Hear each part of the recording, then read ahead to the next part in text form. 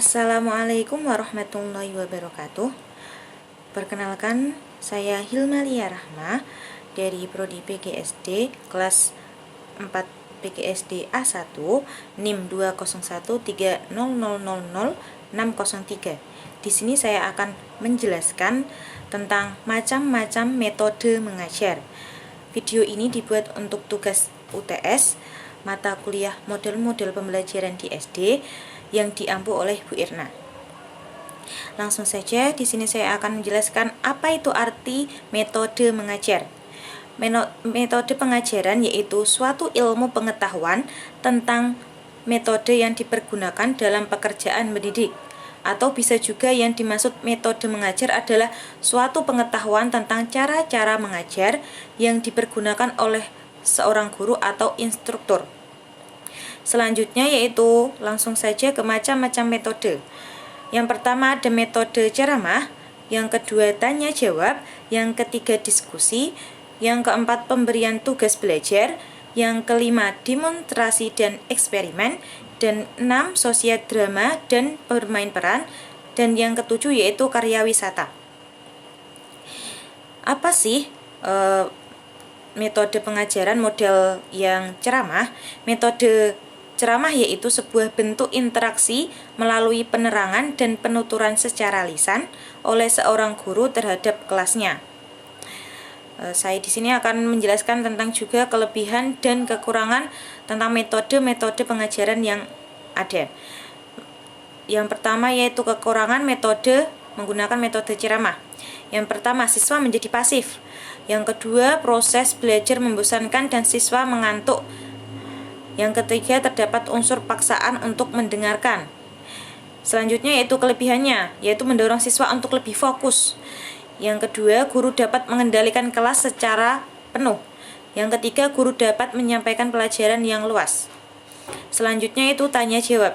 Metode tanya jawab ialah cara penyajian pelajaran dalam bentuk pertanyaan yang harus dijawab, terutama dari guru ke siswa dan begitu juga sebaliknya. Metode ini mempunyai kekurangan. Siswa merasa takut bila guru dapat mendorong siswa untuk berani dengan menciptakan suasana tegang. Selanjutnya yaitu tidak mudah membuat pertanyaan yang sesuai dengan tingkat berpikir dan mudah dipahami siswa. Selanjutnya yaitu kelebihan metode tanya jawab. Pertanyaan dapat menarik dan memusatkan perhatian siswa, merangsang siswa untuk melatih dan mengembangkan daya pikir termasuk daya ingatan. Selanjutnya itu metode diskusi. Metode diskusi yaitu sebuah pengajaran yang sangat erat hubungannya dengan memecahkan masalah, problem solving.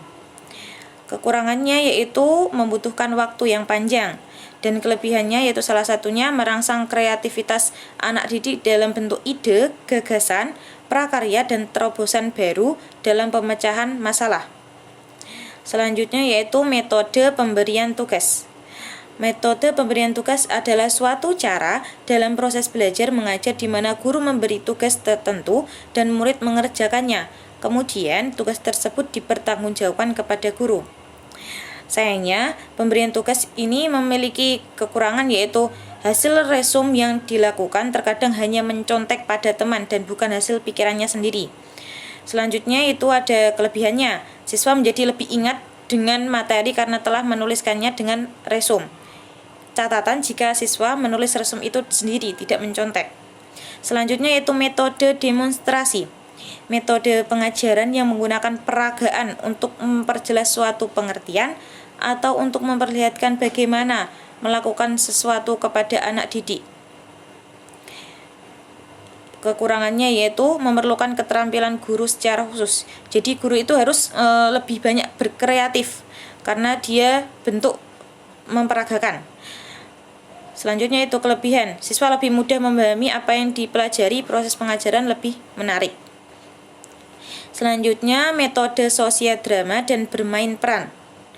Metode ini tuh menampilkan simbol-simbol atau peralatan yang mengganti proses kejadian atau benda yang sebenarnya. Metode ini tuh suatu cara penguasaan bahan pelajaran melalui pengembangan dan penghayatan anak didik. Kelebihannya yaitu melatih siswa memahami dan mengingat isi bahan yang akan didramakan. Kekurangannya, sebagian besar anak tidak ikut bermain drama, mereka menjadi kurang kreatif, banyak memakan waktu juga, dan memerlukan tempat yang luas. Yang selanjutnya yaitu metode karya wisata. Pada saat belajar mengajar, siswa perlu diajak keluar sekolah. Untuk apa? Biar tidak monoton di dalam kelas terus dan mereka itu tidak bosan.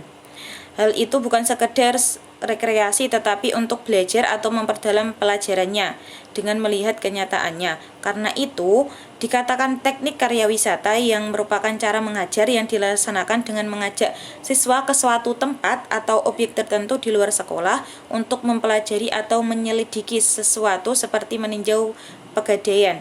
Banyak istilah yang dipergunakan pada metode karya wisata ini, seperti widya wisata, study tour, dan sebagainya. Yang kekurangannya, sayangnya metode ini tuh ada kekurangannya. Yang pertama, kurangnya fasilitas. Perlu perancangan yang matang. Jadi menggunakan metode karya wisata itu harus jauh-jauh hari perencanaannya. Tidak bisa lah, selain metode yang di atas tadi itu kan kayak semalam itu baru merencanakan, besok bisa dilakukan. Tapi kalau metode karya wisata harus merencanakan jauh-jauh hari. Yang selanjutnya itu kekurangannya, perlu koordinasi agar tidak tumpang tindih waktu, mengabaikan unsur studi. Selanjutnya, metode karya wisata ada kelebihannya, yaitu memiliki prinsip pengajaran modern dengan memanfaatkan lingkungan yang nyata. Terima kasih atas video pembelajaran yang saya buat, semoga bermanfaat. Dan terima kasih kepada Bu Erna sudah bersedia menonton video saya. Assalamualaikum warahmatullahi wabarakatuh.